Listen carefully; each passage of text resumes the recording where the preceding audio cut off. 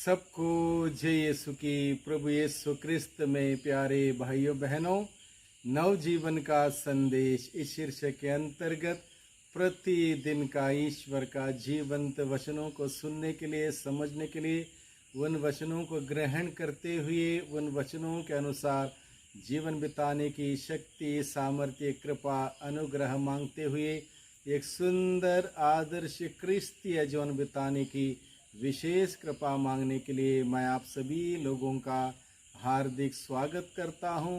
आज अगस्त की 6 तारीख है और आज के दिन में कलीसिया प्रभु का रूपांतरण का पर्व मनाती है। और आज के दिन में हम सबों के लिए मनन चिंतन करने के लिए विषय दिया है संत लूकस के द्वारा रचित सुसमाचार अध्याय 9 पद संख्या 28 से 36 का प्रसंग है।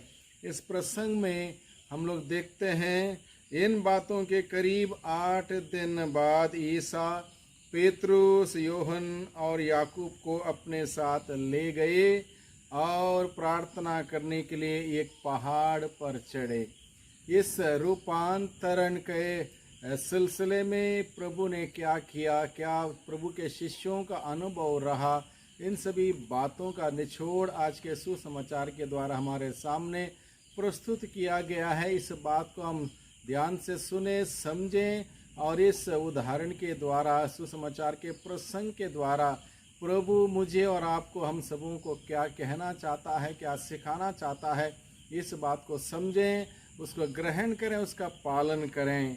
प्रार्थना करते समय ईसा के मुखमंडल का रूपांतरण हो गया। उनके वस्त्र उज्ज्वल होकर जगमगा उठे। 2 पुरुष उनके साथ बातचीत कर रहे थे, मूसा और एलियस थे, जो महिमा सहित प्रकट होकर यरूशलेम में होने वाली उनकी मृत्यु के विषय में बात कर रहे थे। पेतरुस और उसके साथी जो ऊँघ रहे थे, अपूरी तरह जाग गए। उन्होंने ईसा की महिमा को और उनके साथ उन 2 पुरुषों को देखा। वे विदा हो ही रहे थे। पेतरुस ने ईसा से कहा, गुरुवर, यहाँ होना हमारे लिए कितना अच्छा है।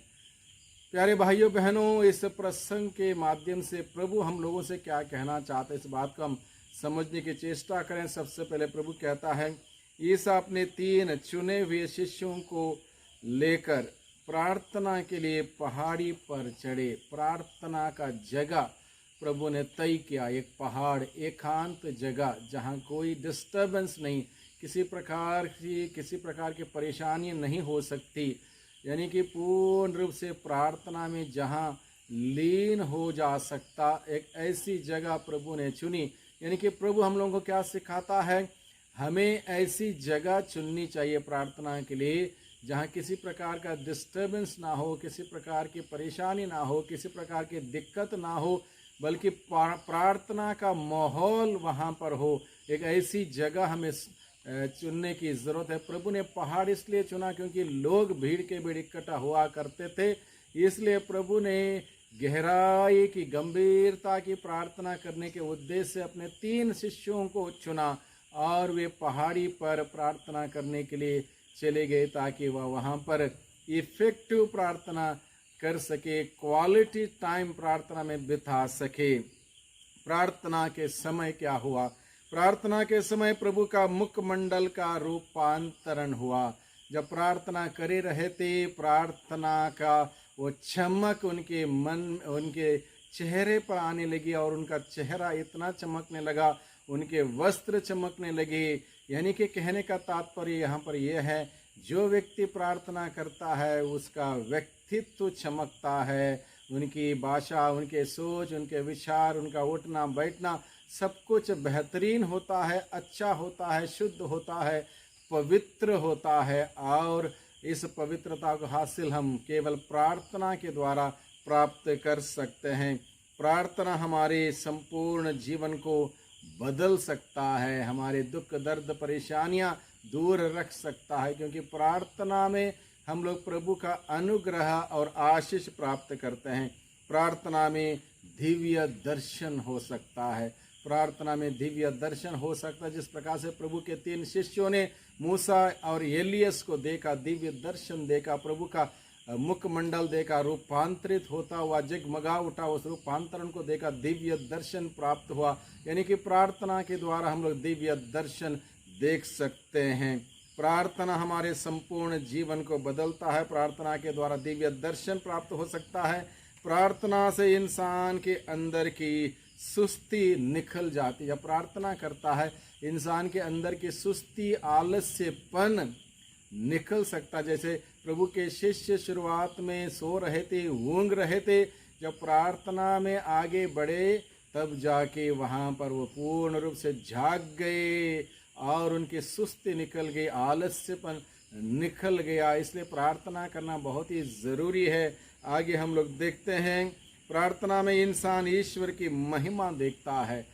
प्रार्थना में इंसान ईश्वर की महिमा को देखता है। पेतरुस, याकूब और यूहन्ना ने प्रभु के चेहरे को रूपांतरित होते हुए देखा। वहाँ पर पुराने विधान के दो अद्भुत पुरुषों को देखा, मूसा और एलियस को देखा, और वहाँ पर ईश्वर की वाणी उनको सुनाई दी।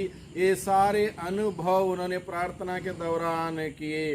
प्रार्थना में पेतरुस को लगा कि प्रार्थना में बने रहना कितना अच्छा है। पेतरुस को यह अनुभव भी हुआ, यहाँ पर प्रार्थना के इस माहौल में, इस परिवेश में रहना कितना अच्छा है। जो प्रार्थना करता है, प्रार्थना के द्वारा ईश्वर का प्रेम का अनुभव करता है, उस व्यक्ति को प्रार्थना करना और अच्छा लगता है। और प्रार्थना का जगह, उस जगह में रहना, समय बिताना बहुत अच्छा लगता है। जैसे पेतरुस कहता है, यहाँ होना, यहाँ रहना हमारे लिए कितना अच्छा है। बहुत सारे लोग प्रार्थना नहीं कर पाते, प्रार्थना में बैठ नहीं पाते, उनको अच्छा नहीं लगता, क्योंकि वो वाणी उनको सुनाई दी। ये सारे अनुभव उन्होंने प्रार्थना के दौरान किए। प्रार्थना में पेतरुस को लगा कि प्रार्थना में बने रहना कितना अच्छा है। पेतरुस को यह अनुभव भी हुआ, यहाँ पर प्रार्थना के इस माहौल में, इस परिवेश में रहना कितना अच्छा है। जो प्रार्थना करता है, प्रार्थना के द्वारा ईश्वर का प्रेम का अनुभव करता है, उस व्यक्ति को प्रार्थना करना और अच्छा लगता है। और प्रार्थना का जगह, उस जगह में रहना, समय बिताना बहुत अच्छा लगता है। जैसे पेतरुस कहता है, यहाँ होना, यहाँ रहना हमारे लिए कितना अच्छा है। बहुत सारे लोग प्रार्थना नहीं कर पाते, प्रार्थना में बैठ नहीं पाते, उनको अच्छा नहीं लगता, क्योंकि वो ट्यून्ड नहीं है प्रभु के साथ। प्रभु के साथ ट्यून्ड होने के लिए हमें प्रयास करना होगा, कोशिश करना होगा, प्रार्थना करनी होगी, तब जाके प्रार्थना एक अच्छा अनुभव हो सकता है, आनंद का समय हो सकता है, खुशी के साथ ईश्वर के उपस्थिति में बिताया जाने वाला समय हो सकता है। प्रार्थना में इंसान ईश्वरीय आवाज सुनता है और उसकी योजना समझता है। जब प्रभु का रूपांतरण हुआ, प्रभु के शिष्य समझ नहीं पा रहे थे, स्वर्ग से आवाज आई, यह मेरा प्रिय पुत्र है, इस पर मैं अत्यंत प्रसन्न हूँ। यानी कि प्रार्थना के द्वारा इंसान ईश्वर की आवाज सुन सकता, क्योंकि ईश्वर अपने लोगों से, अपने बच्चों से, अपने भक्तों से निरंतर बातें करना चाहता है, अपनी योजना प्रकट करना चाहता है। और ये बात हम प्रार्थना के द्वारा समझ सकते हैं, जान सकते हैं। प्रार्थना में ईश्वर हमसे बातचीत करता है। प्रार्थना में हमें दिव्य अनुभव हो सकते हैं। प्रार्थना में हमें दिव्य अनुभव, ईश्वर की वाणी सुनना, ईश्वर को अनुभव करना, ये सब प्रार्थना के द्वारा हमें दिव्य अनुभव हासिल कर सकते हैं। और बहुत सारे लोग दिन प्रतिदिन प्रार्थना की गहराई में जाते हुए, ईश्वर के सानिध्य में जाते हुए दिव्य अनुभव ग्रहण करते हैं। जितना ज़्यादा हम लोग दिव्य अनुभव ग्रहण करेंगे, उतना हमारा जीवन बेहतरीन होगा, पवित्र होगा, शुद्ध होगा, नेक होगा, अच्छा होगा, आदर्शमय होगा। इसलिए हम लोग प्रार्थना करें। प्रार्थना के द्वारा हम नई सृष्टि बन जाते हैं। प्रार्थना के द्वारा हम लोग नई सृष्टि बन सकते हैं।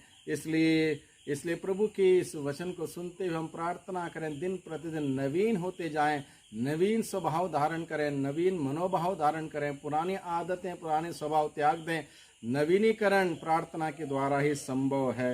प्रार्थना करें, नवीन स्वभाव धारण करें, और इस प्रकार से प्रार्थना करने से ही हमारा रूपांतरण होगा। पुराना रूप जो कुरूप हो चुका है पाप के द्वारा, जो अनेक प्रकार के बुराइयों के द्वारा कुरूप हो चुका है, उसको त्यागें, नए स्वभाव को धारण करें, पवित्र स्वभाव को धारण करें। हम ईश्वर के प्रतिरूप में बनाए गए ईश्वर के बच्चे हैं, ईश्वर के बच्चे बनकर हम जीवन बिताएं, उसके लिए हम सबों को प्रार्थना करना बहुत ही ज़रूरी है।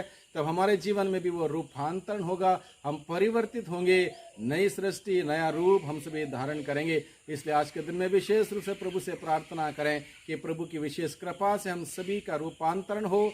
हमारे जीवन में जो कुछ भी पुराना है, बुरा है, अच्छा नहीं है, उसको त्यागते हुए जो कुछ भी नेक, अच्छा और आदर्श है, प्रभु की योजना के साथ है, उनको अपनाते हुए अपने रूप को नया बनाएं। प्रभु से प्रार्थना करें, प्रभु मुझे नवीन कर दे, हे पवित्र आत्मा मुझे बदल दे, मुझे नई सृष्टि बनाइए। ये दुआ हम करें हमारे प्रभु यीशु क्रिस्त के नाम पर, आमीन।